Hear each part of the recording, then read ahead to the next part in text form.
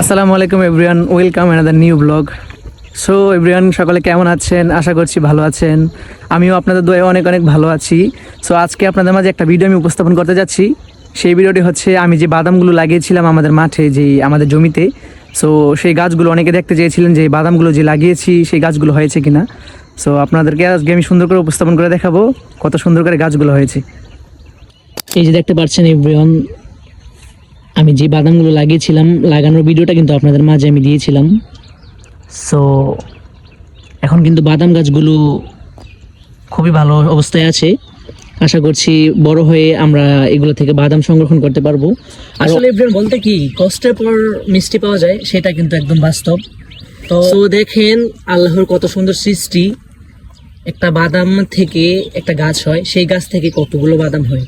আসলে কত সুন্দর সৃষ্টি, একটু কি ভাবা যায়? মহান আল্লাহ তাআলার কত সুন্দর সৃষ্টি, কত সুন্দর। তো অনেকে দেখতে চেয়েছিলেন, যার কারণে আমি এই ভিডিওটা আপনাদের মাঝে দিয়েছি। বাদামগুলো লাগিয়েছেন, গাছগুলো হয়েছে কিনা আমাদের একটু দেখাবেন। সো আমার ভিউয়ার্সদের জন্য চিন্তা করে আমি এই ভিডিওটা করেছি। ভিডিওটা ভালো লাগে থাকলে লাইক কমেন্ট শেয়ার করে পাশে থাকুন। দেখা হচ্ছে নেক্সট কোনো ভিডিওতে। খোদা হাফেজ। ততক্ষণ পর্যন্ত ভালো থাকুন, সুস্থ থাকুন।